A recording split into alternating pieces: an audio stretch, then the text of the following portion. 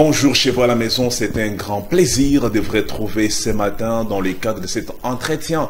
C'est politique. Avant de vous présenter mon invité, place à présent la lecture des journaux qui sont parus ce matin dans la province de Kinshasa. Je commence avec Forum des As qui écrit à sa une: drame à Kalehe au sud Kivu. Kinshasa décrète une journée de deuil national ce lundi 8 mai. Prospérité de son côté écrit à sa manchette: une assistance humanitaire déployée Sud Kivu. Félix Tshisekedi au secours des sinistrés de Kalehe. Africa News écrit: deuil national et élan de solidarité après des inondations mortelles au Sud Kivu. Kalehe, Fadji envoie une assistance humanitaire aux sinistrés. Le sous-titre: le président a trouvé un pays qui n'était pas agressé. 27 millions de compatriotes dorment les ventres affamés, souligne en gras Olivier Kamitatou. Le camp Katumbi reproche à Tshisekedi d'avoir échoué. Exclusif en RDC écrit: arrivé mercredi soir dans la capitale, Katumbi affronte Tshisekedi au cœur même du pouvoir.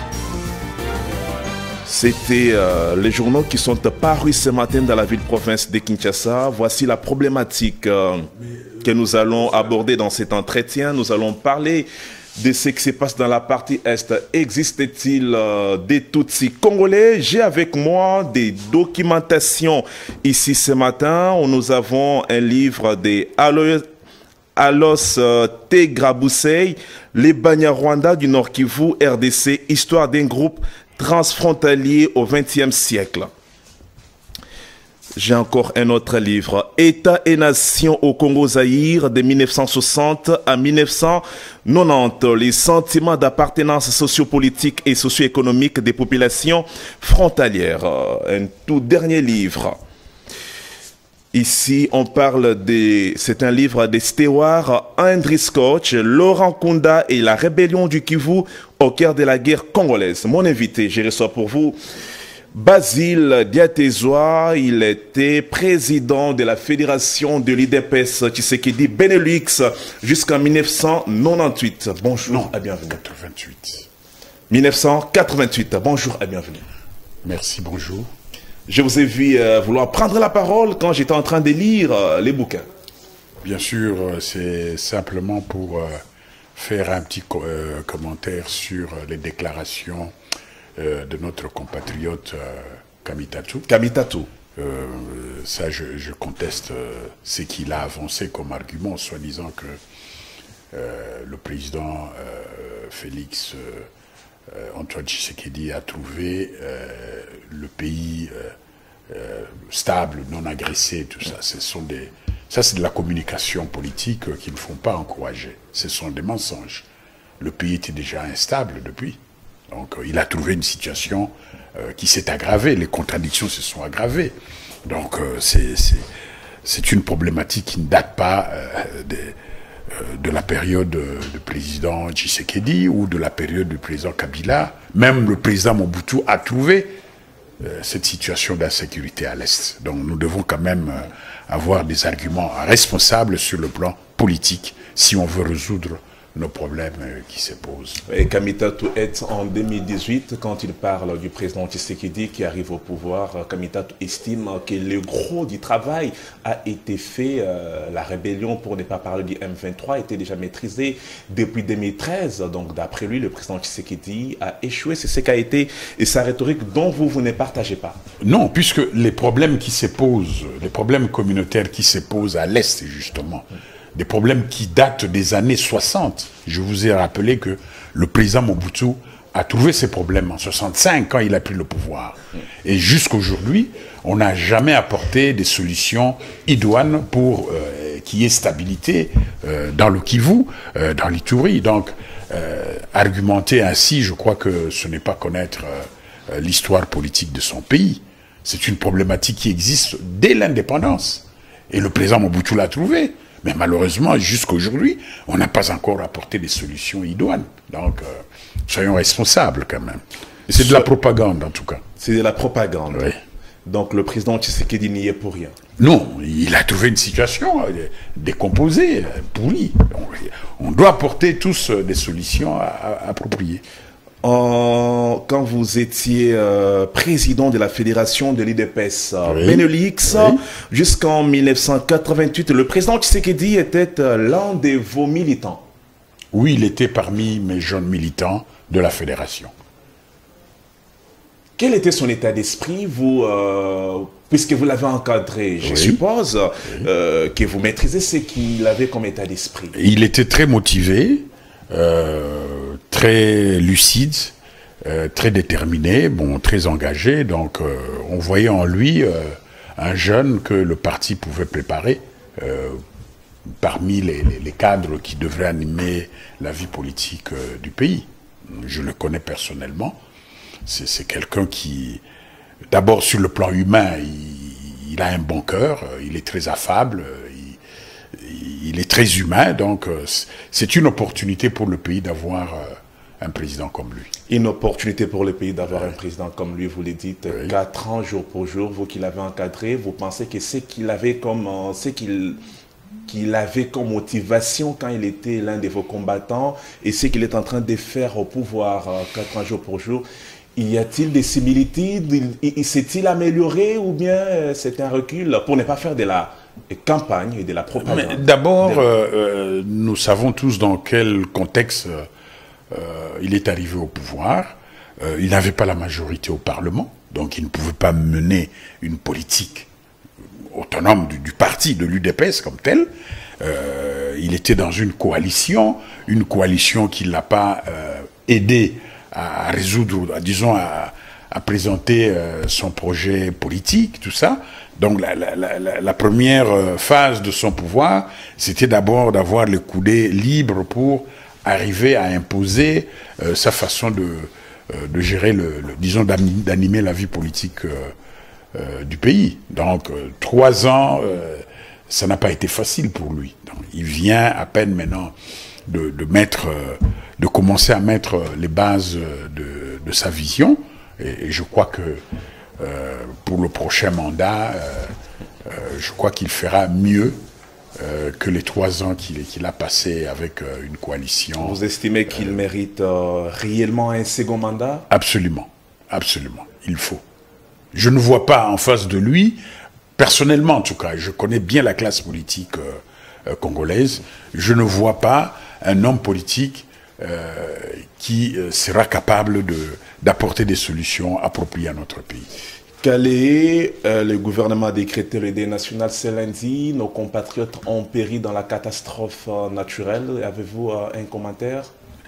Hélas, voilà la nécessité d'avoir un État viable et responsable, parce que face à de telles calamités, il faut qu'il y ait une solidarité nationale. Hein.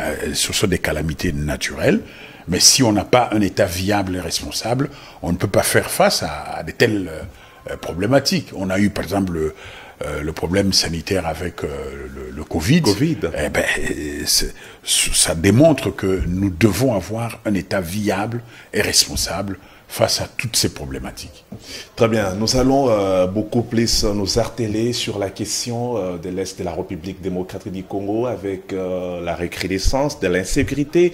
Mais nous aurions, on a une idée, on voudrait tout simplement savoir cette problématique qui a lieu domicile dans moult salons politiques d'ici et d'ailleurs concernant les Tutsis congolais d'expression Kinyarwanda. Sont-ils réellement des Congolais? Vous avez apporté une panoplie de documentation ce matin, c'est-à-dire que nous aurons un entretien à caractère pédagogique afin que les gens comprennent qui sont les Tutsis et Congolais. Je me fais le devoir de vous remettre cette documentation parce que on aura besoin de référentiels. À vous, qui sont les Tutsis congolais? Ces Tutsis congolais d'expression Kinyarwanda, qui sont-ils? Sont-ils réellement des Congolais?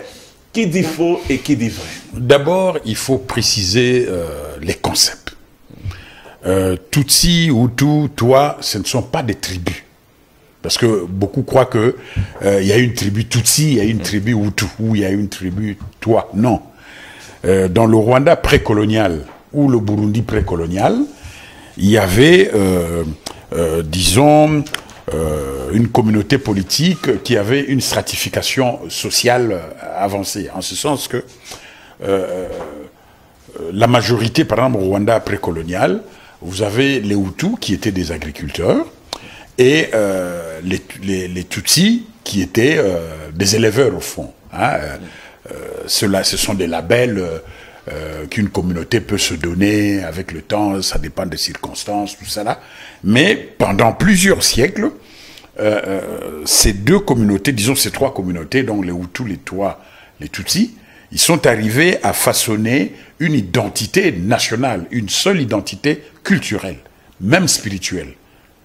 Parce que les gens croient qu'il y a une tribu Hutu ou une tribu Tutsi ou Twa. Non, c'est une seule identité culturelle. Et dans un même clan, par exemple, au Rwanda, tout comme au Burundi, vous trouvez des Hutus et des Tutsis dans un même clan, des Twa. Donc il faut comprendre d'abord la société précoloniale du Rwanda pour arriver, disons, à comprendre ce qui se passe à l'est du Congo. Donc, quand les éleveurs dites Bantou, puisque ce mot aussi a été galvaudé, parce que au fond, ce concept de Bantou, c'est un concept linguistique. Ce n'est pas un concept racial. Donc, quand les agriculteurs et les éleveurs se sont croisés dans la région des Grands Lacs, vous savez que toutes nos populations africaines ont connu des transhumances. Ceux qui sont arrivés même jusqu'en Afrique du Sud, ils viennent du plateau de Benoué vers le nord du Cameroun. Nous tous, nous sommes venus de là. Et avec des calamités naturelles, on a dû s'éparpiller. Ceux qui sont arrivés jusqu'en Afrique centrale, il y a ceux qui sont partis en Afrique de l'Ouest, et les Zoulous sont arrivés jusqu'en Afrique du Sud. Ceux qui sont restés en Afrique centrale, dans la région des Grands Lacs, il y a eu cette rencontre avec des éleveurs venant du bassin de Nil. Et là, avec le temps, ils sont arrivés à constituer une communauté politique. Et vous savez, quand des humains arrivent à constituer une communauté politique, c'est toujours ceux qui dominent économiquement qui prend les dessus politiques. Ce n'est qu'une approche néo-marxiste qui est vérifiée dans l'histoire de l'humanité. Et à cette époque, la vache était un produit économique qui reflétait la richesse dans une communauté.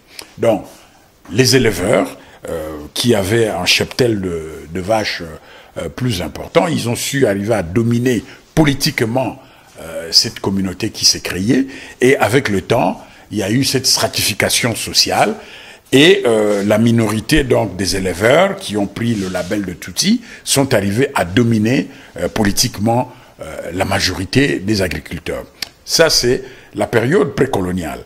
Et pendant plusieurs siècles, le Rwanda, dans cette stratification sociale, les Rwandais ont su constituer une identité nationale. C'était un sentiment national. C'est-à-dire que le Rwanda comme tel, même s'il y a eu génocide, mais c'est un des pays en Afrique où il y a vraiment ce sentiment national par rapport aux autres pays.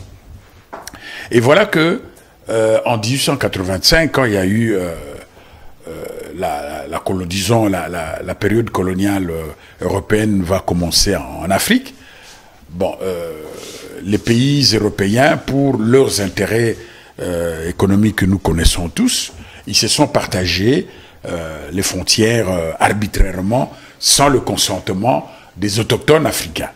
Donc, le Rwanda était une colonie allemande, le Burundi une colonie allemande, comme la Tanzanie. L'Ouganda était devenue une colonie anglaise, et le Congo était une propriété privée de Léopold II. Ça, c'est en 1885, quand la colonisation européenne va commencer en Afrique.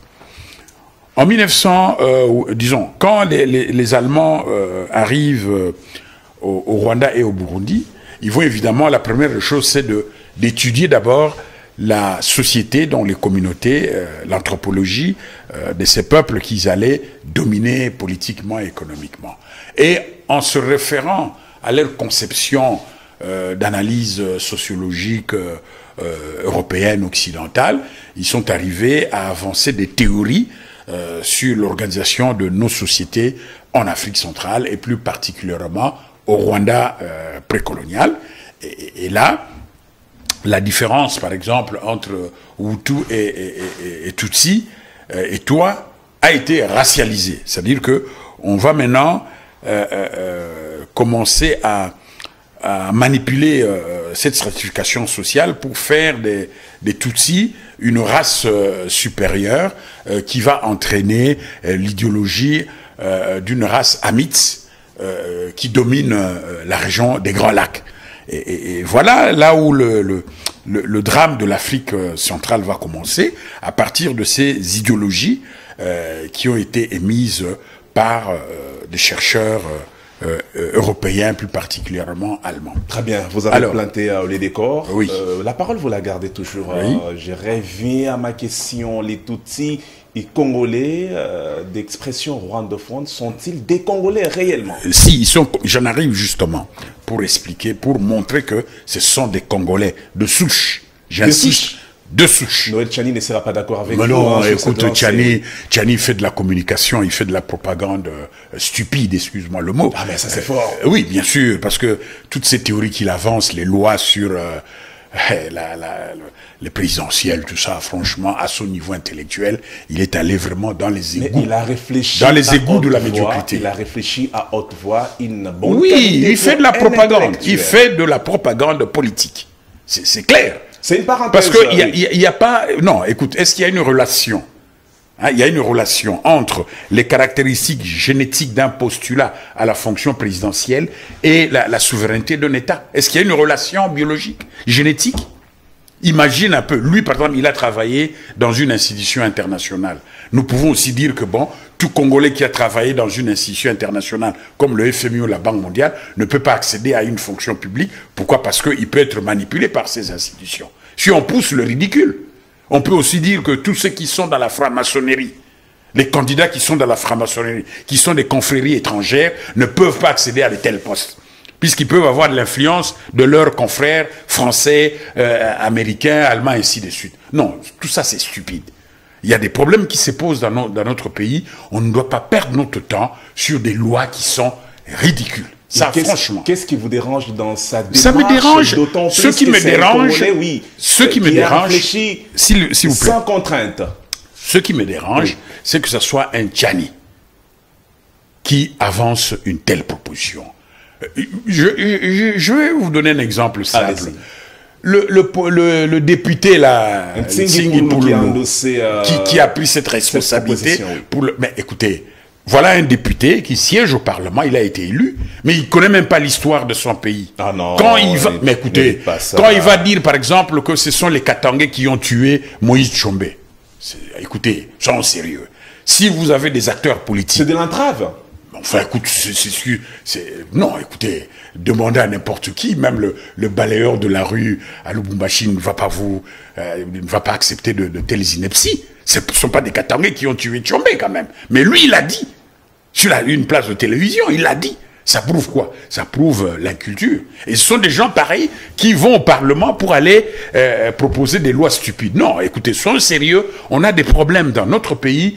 Nous devons utiliser notre raison, notre bon sens, notre humanité pour apporter des solutions idoines. Ça, je rejette tout ça là. Très bien, répondez à la question. Bon, alors, pour arriver justement à la question pertinente que vous avez posée.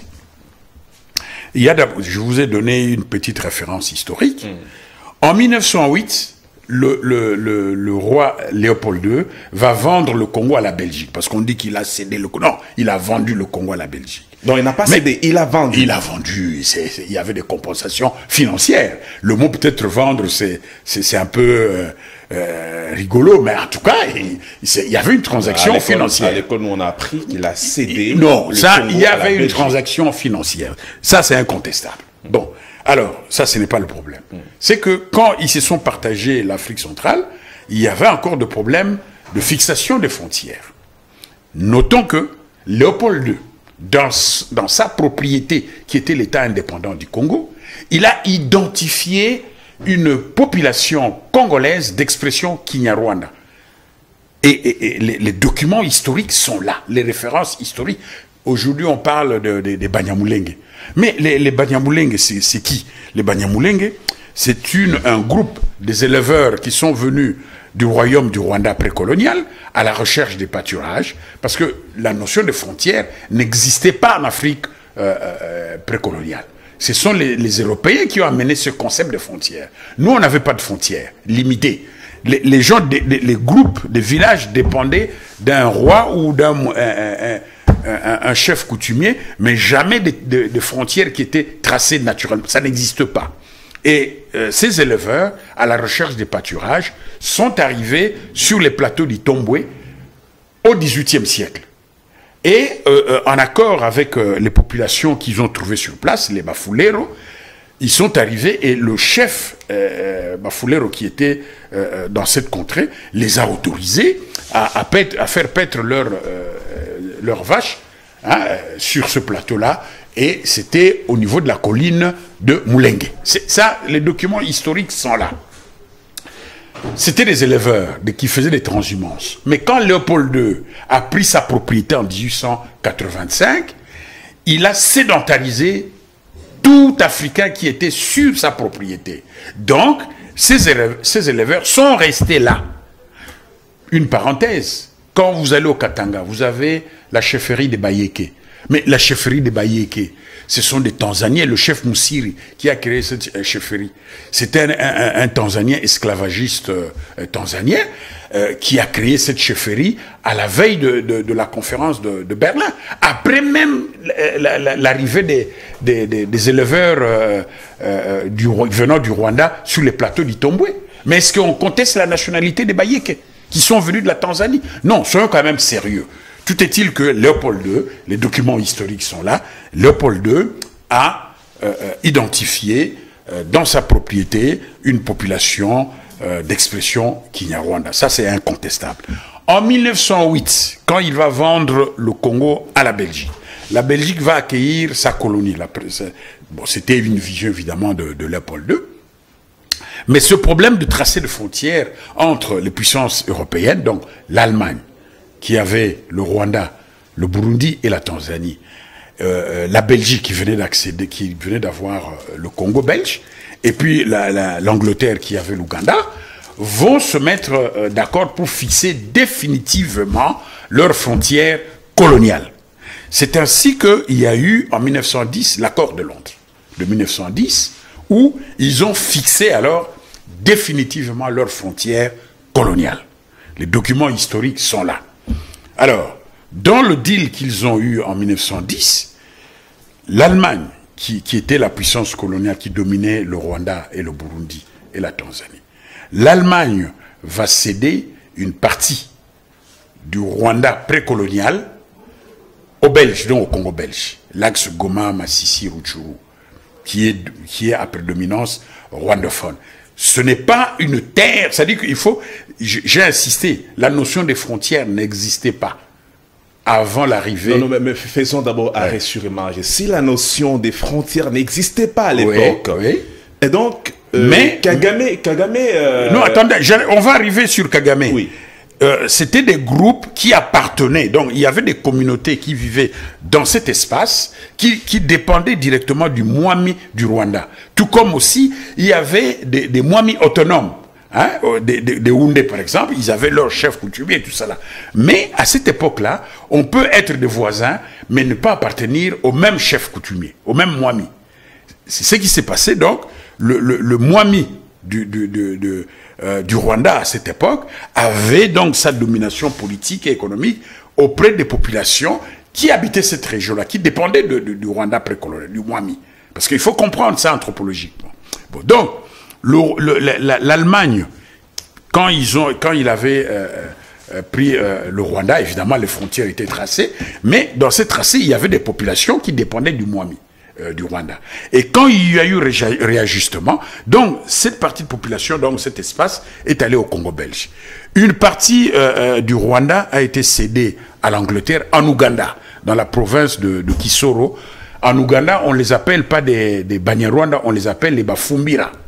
Quand vous allez, par exemple, Bunagana, quand vous entendez parler de Bunagana, Bunagana, c'est un bled de rwandophone, donc des populations congolaises d'expression Kinyarwanda.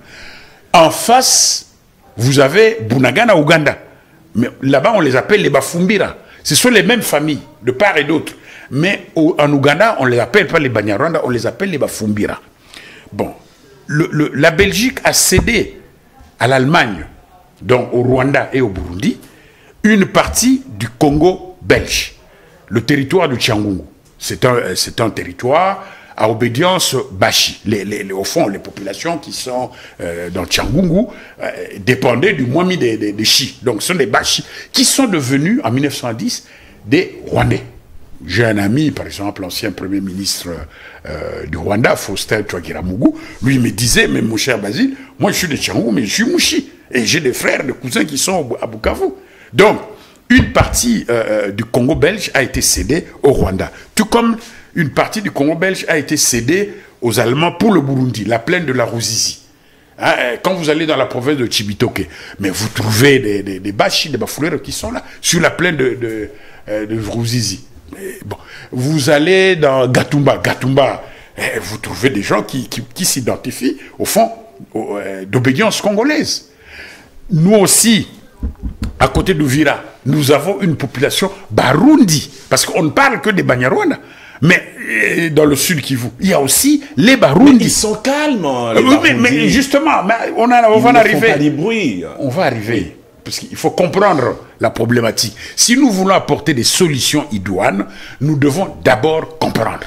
Nous ne devons pas nous contenter sur les commentaires des terrasses ou je ne sais pas moi, des villages. Non, il faut étudier l'histoire et l'anthropologie de ces régions et pour pouvoir apporter des solutions idoines. Donc, il y a aussi une population congolaise d'expression Kirundi qui sont à côté d'Uvira. Ils ont aussi leur Mwami.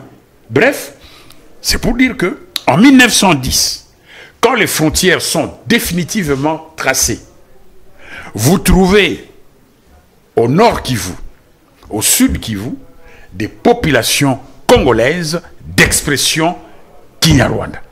Il est stupide de parler, quand je lis ou j'entends certaines déclarations, que le Congo a été façonné à partir de 450 tribus. Ça, ce sont des théories vraiment infantiles. Comment, parce que comment Congo, traiter ces théories infantiles? Écoutez, le Congo n'a jamais... Des auteurs qui ont lu... Mais écoutez, s'il vous plaît... Et étoffer leurs pensées. Non, vous n'allez pas faire le sentiment national à partir de telles théories ridicule, hein, parce qu'il n'y a jamais eu un accord entre ces 450 tribus pour tracer les frontières du Congo. Ça, c'est un. On n'a jamais demandé à toutes ces tribus d'appartenir à une frontière coloniale qui était l'État indépendant du Congo. Donc, vouloir faire de ces 450 tribus le fondement de la nation congolaise, c'est stupide. On ne construit pas une nation à partir des stupidités pareilles. Donc, pour moi, j'estime que et c'est la vérité même, c'est une évidence historique, en 1910, quand on a tracé définitivement les frontières du Congo, il y a une population congolaise d'expression Kinyarwanda, Hutu, Tutsi, Twa, du nord Kivu au sud Kivu. Et ceux-là, ce sont des Congolais de souche. Mais c'est là où le bas blesse. On en arrive, on avance. On avance. Oui, je vous ai expliqué. Moi, j'ai revu avec des souvenirs. Je vous ai expliqué comment les Banyarwanda se sont retrouvés dans cet espace à l'est du Congo. On a compris la démarche historique. Maintenant, la Belgique qui va acquérir son bien qui est le Congo belge. Au début des années 20, au début de la Première Guerre mondiale, l'Allemagne va perdre la guerre. Résultat, on lui confisque toutes ses colonies en Afrique centrale. Même, on va lui confisquer la Tanzanie, qu'on va remettre aux Anglais. On va lui confisquer le Rwanda et le Burundi, qu'on remet aux Belges. Et la Belgique, qui va acquérir donc le Rwanda et le Burundi, va constituer un seul espace politique, administratif et économique entre les trois pays. On avait un ministre de colonie à Bruxelles, on avait un seul gouverneur pour les trois pays, et dans chaque pays, un vice-gouverneur. Et on a constitué un seul espace politique, économique, sécuritaire. Maintenant, au début des années 20, les Belges vont découvrir que le Congo avait des richesses énormes et qu'il faut exploiter. Malheureusement, le Congo étant vaste, pas assez de main-d'œuvre, qu'est-ce que la Belgique va faire? La Belgique va maintenant chercher la main-d'œuvre dans le territoire qu'il contrôle politiquement et économiquement, c'est-à-dire le Rwanda et le Burundi. Ça, j'insiste bien, avant cela, donc, avant ces transhumances, ces transferts des populations, nous avons déjà des Banyarwanda congolais de souche, hein, avant donc ce problème de transplantés. Donc, début des années 20, on va commencer à aller chercher les travailleurs au Rwanda et au Burundi pour aller travailler dans les plantations du Congo belge, dans les mines jusqu'au Katanga, donc du Kivu à l'est là jusqu'au Katanga.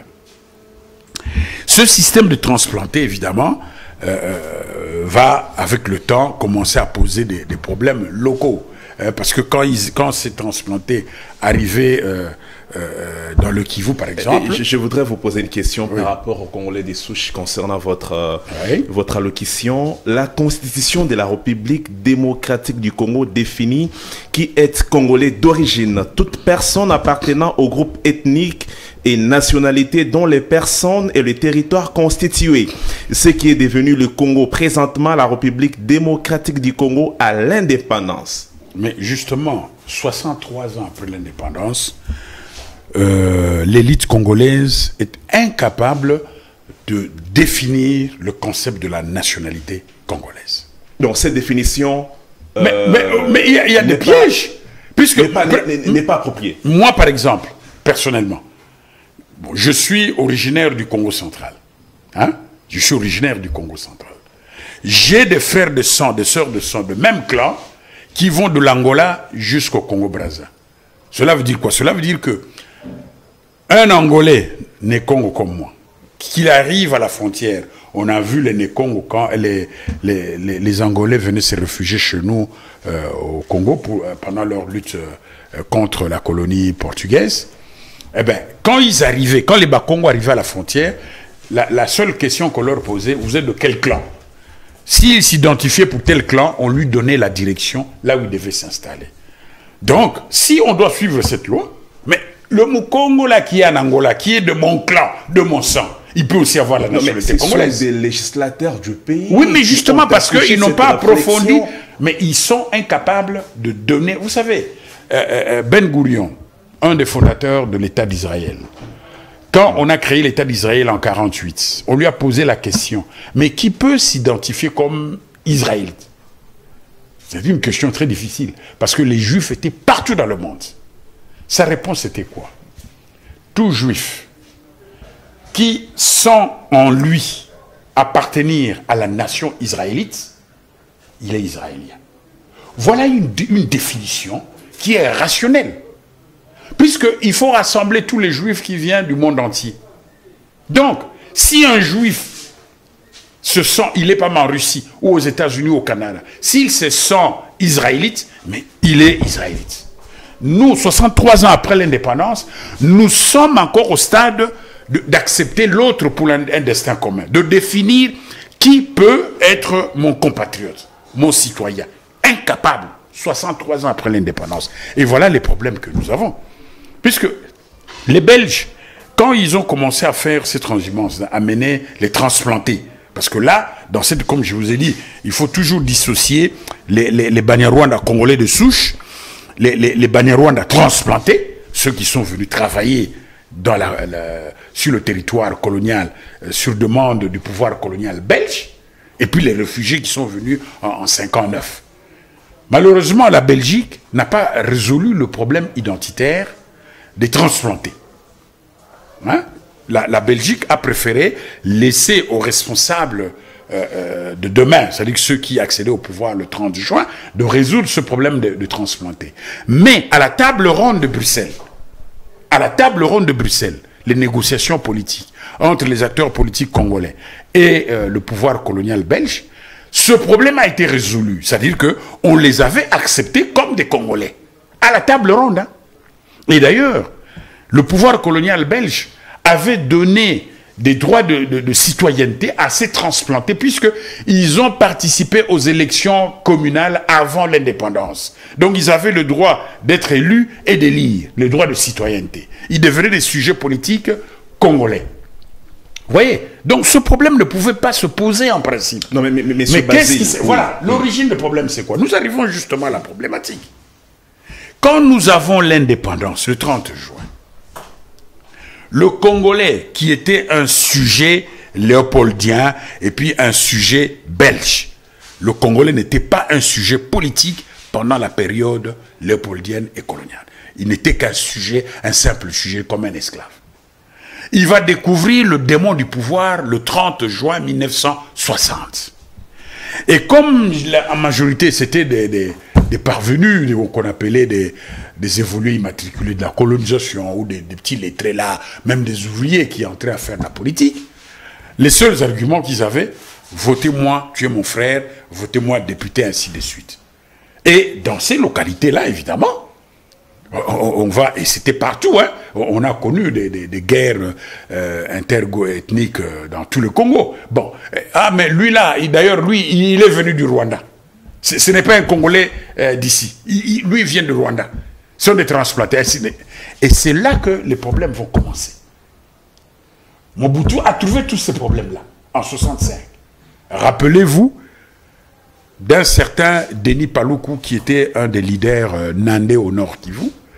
Les Nandais, déjà à cette époque-là, les Nandais, l'ethnie Nandais, voulait avoir l'autonomie du Nord Kivu, comme le Katanga, le Kasaï, ainsi de suite.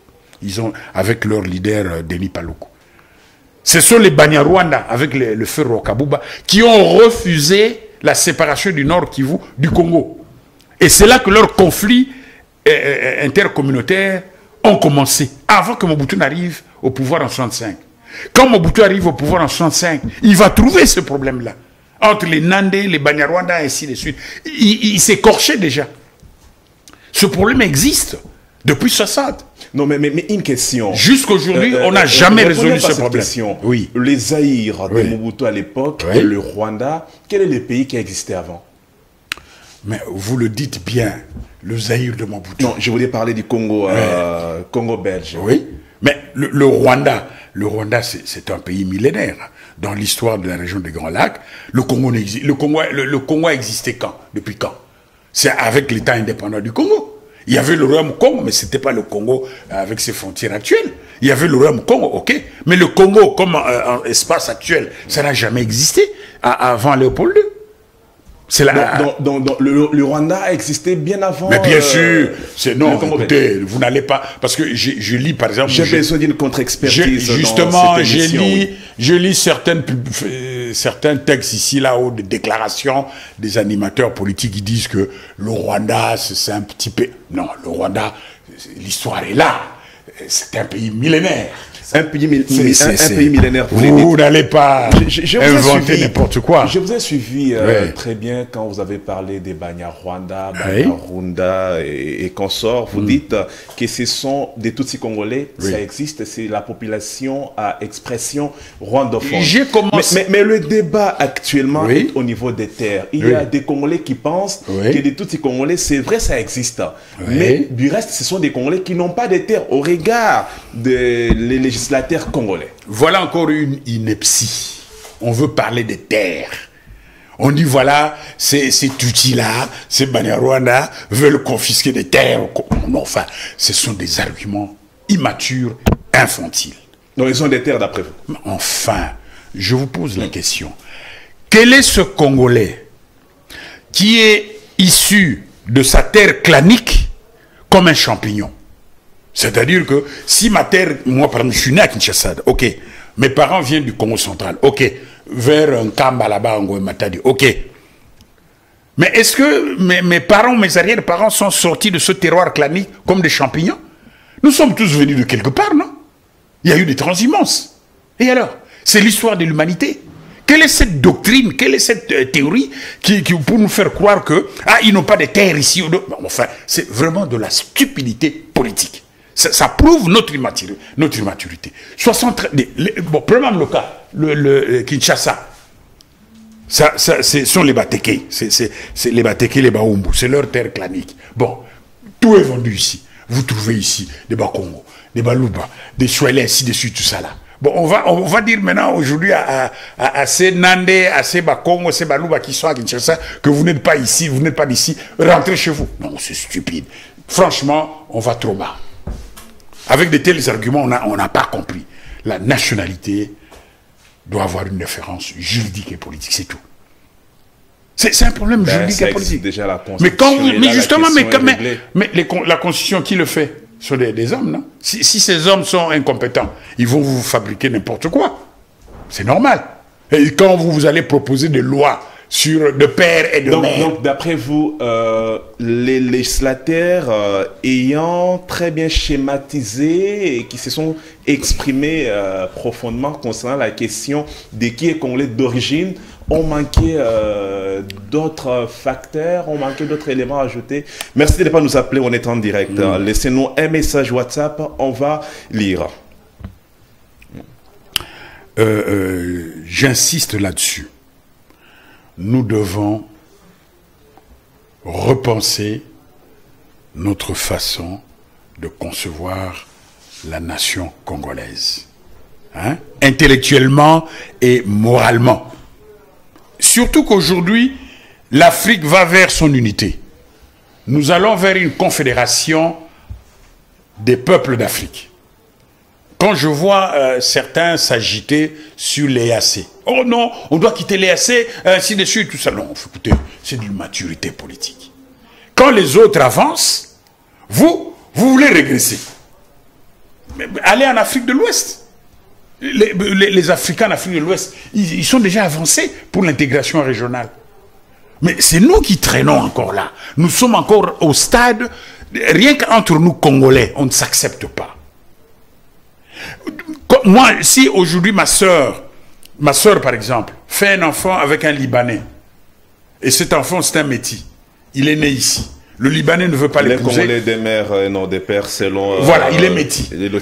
Parce que cet enfant, comme il a la peau claire, il n'est pas Congolais de souche. Le Ghana, qui a aujourd'hui tracé la bonne direction du Ghana, c'était le feu Rawlings. Le feu président Rawlings, sa mère était ghanéenne de souche. Son père était blanc écossais. Est-ce qu'il a trahi le Ghana? Ceux qui pillent notre pays aujourd'hui, qui ont ruiné le Congo, ce ne sont pas des Congolais de souche, de père et de mère? Puisque vous revenez à cette proposition, nous allons citer toujours son nom. Tchani, quand il réfléchissait, il a dit que dans ces pays, on parle de l'infiltration qui a atteint le paroxysme. Et on targue directement le Rwanda qui a infiltré toutes nos institutions depuis avec l'avènement des soldats Kadogo, avec Mouzé Laurent Désiré Kabila. Et donc, il faudrait pour lui verrouiller les fonctions dites de souveraineté. Est-ce mal réfléchi? Mon frère, mon jeune frère, voilà des preuves d'immaturité politique. Parce que, vous avez dit, hein, le pays a été infiltré. Ok. Je vais vous parler d'un Tutsi réfugié rwandais, le feu Bisengimana, Barthélemy Bisengimana, qui était directeur de cabinet de Mobutu. Aujourd'hui, je lis certains inepties. Ah, il a même infiltré jusqu'à la présidence. Mais vous savez, comment Bisengimana est arrivé à la présidence? Cette personnalité est arrivée à la présidence pour s'occuper du projet Inga d'abord, comme conseiller. Il a géré des millions de dollars pour construire pour concrétiser ce projet. Si à cette époque, Mobutu avait nommé un Congolais là, un Mungwandi là, pour s'occuper de ce projet, je suis sûr et certain qu'il allait bouffer cet argent et que ce projet n'allait pas être concrétisé. C'est Bisengimana qui a construit. Il était rwandais, il n'était pas congolais. Justement, il était réfugié rwandais. Il est devenu congolais après. Il était réfugié rwandais, de 59. Tutsi, réfugié. Première promotion de l'Ovanium, de l'université de l'Ovanium. Comme jeune réfugié. Il termine ses études à l'Ovanium, comme première promotion en Polytechnique. Il est engagé en 63 par un bureau d'études italienne qui s'occupait du projet Inga, puisque le projet Inga date de la colonie. Mobutu n'était pas encore au pouvoir.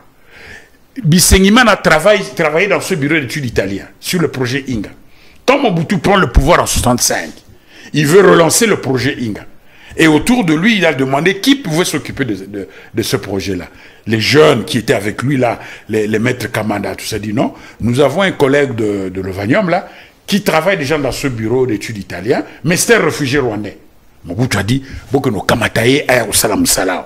Voilà comment Bisingimana est arrivé à la présidence de Mobutu pour s'occuper rien que du dossier Inga.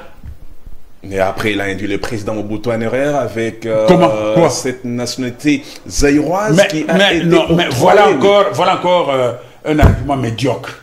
Voilà encore un argument médiocre. D'abord, Bisingimana n'est pas juriste.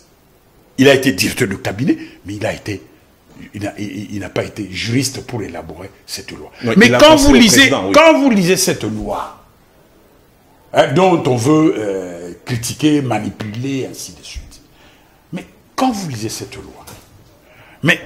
loi résout justement le problème de cet espace colonial, Congo, Rwanda, Burundi.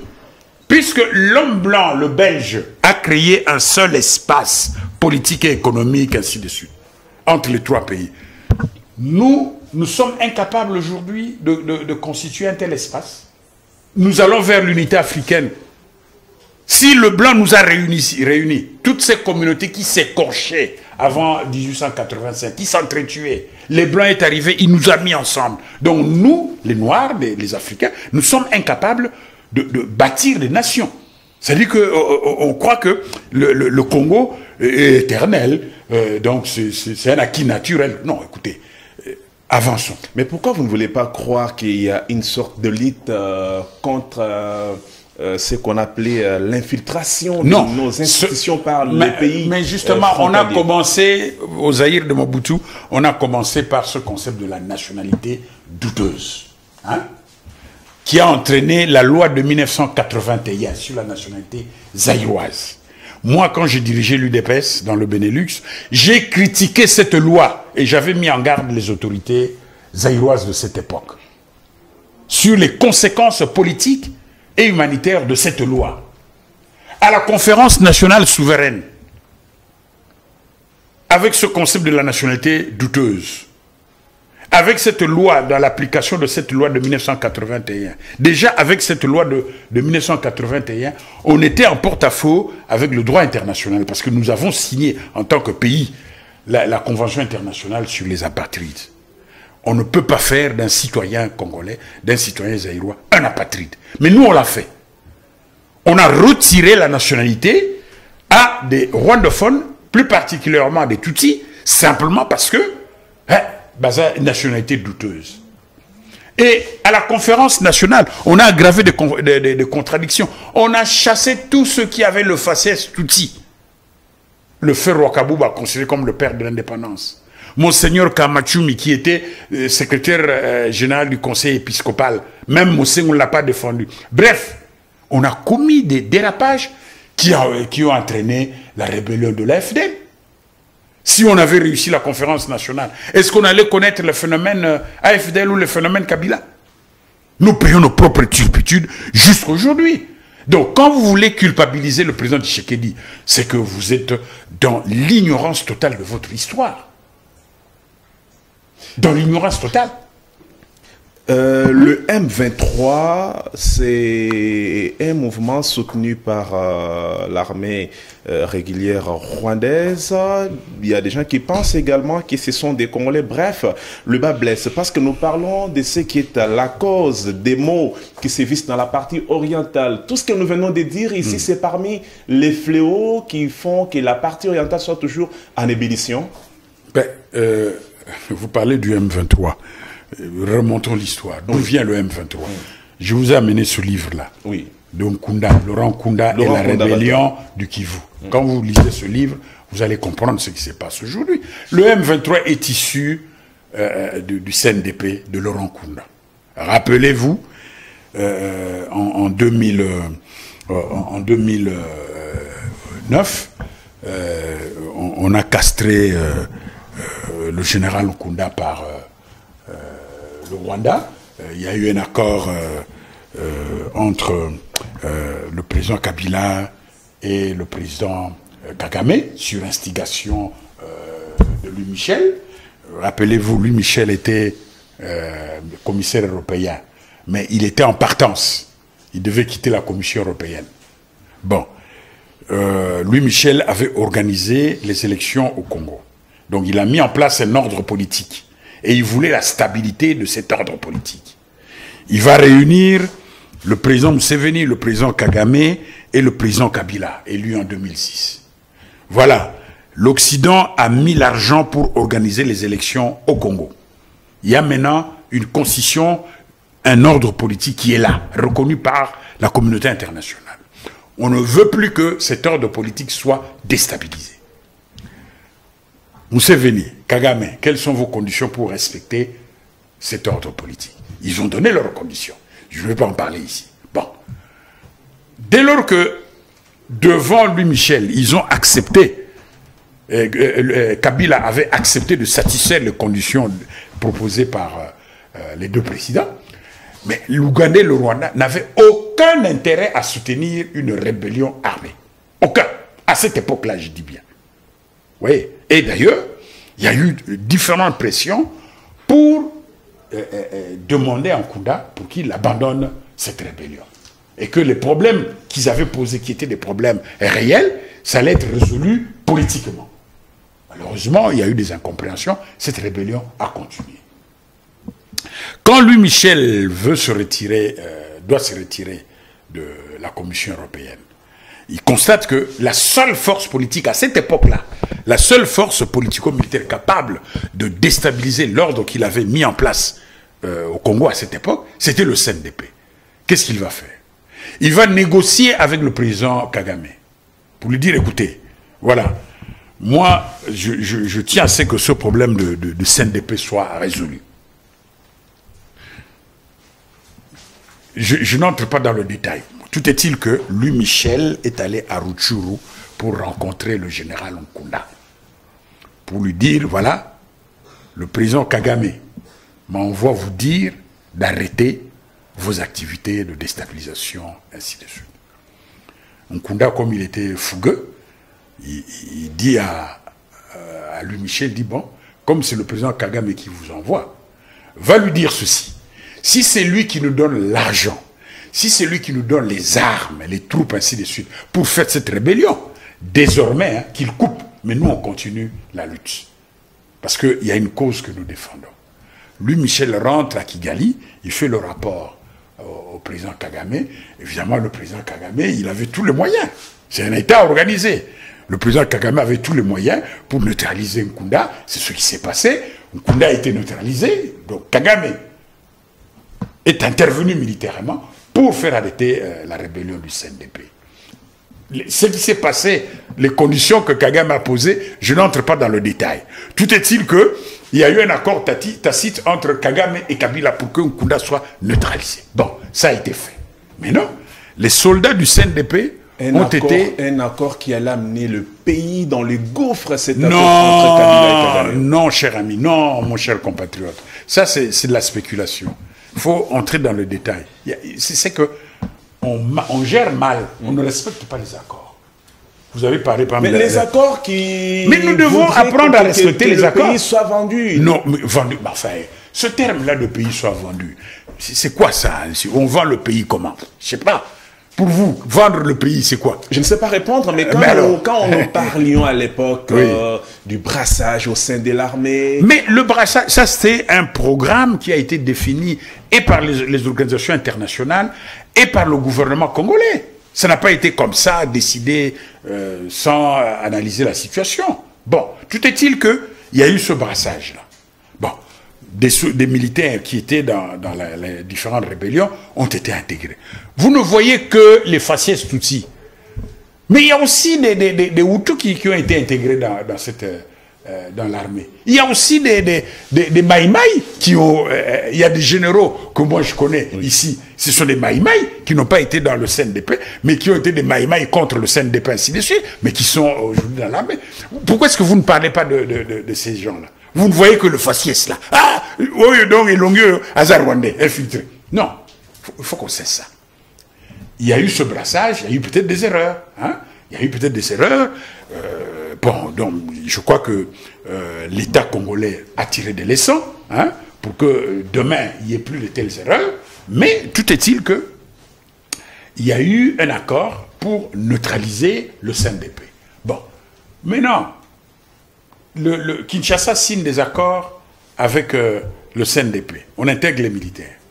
Bon, à un certain moment, les militaires, enfin, ceux qui sont venus du CNDP, constatent que Kinshasa ne respecte pas les accords.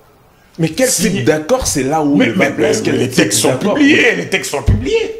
Les textes sont publiés. Si tu vas sur Internet, tu trouveras ces accords. Parce que vous réservez de parler de ces accords-là, oui, les détails de ces accords. Le 23 mars 2009, M23, c'est 23 mars, l'accord du 23 mars. M23, c'est ça, 23 mars. C'est la date de signature de cet accord entre le CNDP et l'État congolais. Bon, maintenant, ces éléments ont estimé que Kinshasa n'a pas respecté ces accords. Rebellote, ils vont remonter et ils vont faire une autre rébellion. On connaît la suite. Goma tombe, ainsi de suite, il y a eu des pressions. Le M23 se retire à Bunagana. Bon, on essaie de négocier, ça ne va pas, les violences reprennent. Bon, notre armée avait des difficultés pour contenir la rébellion du M23. Qu'est-ce que la communauté internationale va faire? La communauté internationale va créer une brigade spéciale. Parce qu'on fausse l'histoire. On a créé une brigade spéciale. D'intervention. Oui. Parce que la MONUSCO n'avait pas mandat de poser des actes offensifs. Mais on a créé cette brigade spéciale pour s'attaquer au M23 militairement. Et cette brigade a commencé... Mais justement, cette brigade a commencé ses opérations. Mais sur le terrain, les pertes étaient tellement effrayantes qu'ils ont dit non, non, non, ce n'est pas une rébellion là, des maïmaï, tout ça là. C'est presque une armée conventionnelle, il faut une solution politique. Hein, parce qu'il y a aussi trop de mythologie autour de ça, hein, du M23, première phase, il y a eu trop de mythologie. On n'entre pas dans le détail. C'est ainsi que... Mais pourtant, les détails nous intéressent. Non, non, non, ça c'est aux décideurs politiques, aux experts. Très bien. Hein? Bon. Il y a eu justement l'accord de Nairobi. Et surtout, vous avez parlé de ça au début, et surtout, l'accord cadre d'Addis Abeba. Hein? L'accord cadre d'Addis Abeba, c'est quoi? Ah, ça alors. Hein? Parce que les chefs d'État se sont retrouvés à Bujumbura pour cet accord cadre. Mais l'accord cadre d'Addis Abeba, c'est quoi? 10 ans après... C'est la communauté internationale qui a initié cet accord dans les Nations Unies. Il faut qu'on précise, hein? Parce qu'il y a trop de mythologie autour de ça. C'est la communauté internationale, constatant que l'État congolais est failli. Hein? Donc, l'État congolais étant en faillite, l'armée nationale, les FARDC, étant incapable de contenir les différentes rébellions, tout ça là, il y a risque à ce que les pays voisins commencent à prendre des morceaux sur du Congo. C'est l'histoire de l'humanité. Un accord que la République a signé à l'état de faiblesse. Oui. Je t'explique, non? Bon. Donc, pour éviter à ce que des dirigeants des pays limitrophes commencent à confisquer des terres, hein, parce que ça fait partie de l'histoire de l'humanité. Hein. Bon. Donc, on dit, non, on va faire signer un accord, un sujet de droit international. Parce que l'accord d'Addis Abeba, c'est un sujet de droit international. Un pays qui ne va pas respecter cet accord est poursuivable en droit international. Donc c'est ainsi qu'on a, la communauté internationale a élaboré ce texte et a obligé tous les pays voisins du Congo, les 9 pays voisins du Congo, à signer cet accord. Il y a ceux qui boudaient là pour signer, mais on les a obligés. Il dit il faut signer. Mais cet accord, ça garantit justement la souveraineté du Congo. Quand je vois certains acteurs politiques qui critiquent cet accord-là, je dis, mais franchement, on n'est pas sorti de l'auberge. Mais cet accord protège le Congo, protège la souveraineté du Congo.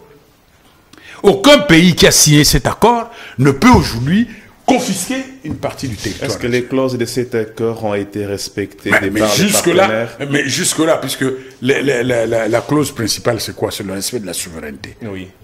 Tu es d'accord? Oui, la stabilité. La stabilité dans la sous-région, oui. Bon, maintenant, il y a d'abord nous, parce que quand tu lis cet accord, l'accord, ce n'est pas seulement les pays voisins qui ont des devoirs et des obligations, mais l'État congolais a aussi des devoirs et des obligations au niveau interne. Résoudre les problèmes internes. Est-ce que l'État congolais a résolu ces problèmes?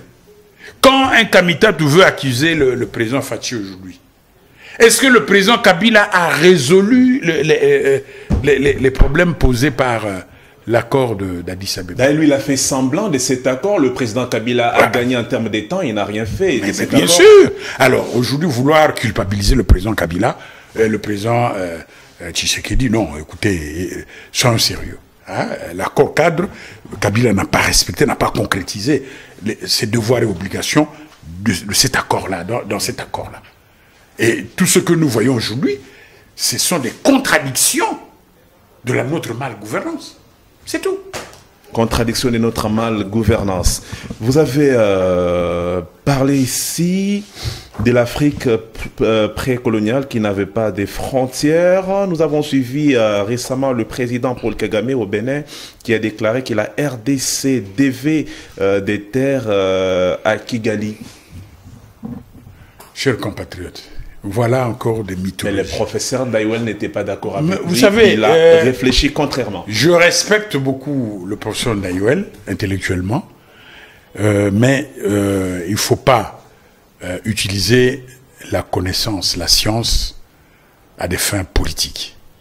Hein, parce que là, vous n'êtes plus, à ce moment-là, vous n'êtes plus un intellectuel, vous devenez un homme politique. Hein, il y a quand même des vérités. Le président Kagame, je ne dis pas que je suis là pour le défendre, hein, Kagame fait la politique de son pays en fonction des intérêts de son pays. Moi, je suis congolais, je soutiens mon président Tshisekedi, je soutiens sa politique pour les intérêts du Congo, mais nous devons avoir les pieds sur terre et ne pas galvauder n'importe quoi parce que ça crée toujours des contradictions.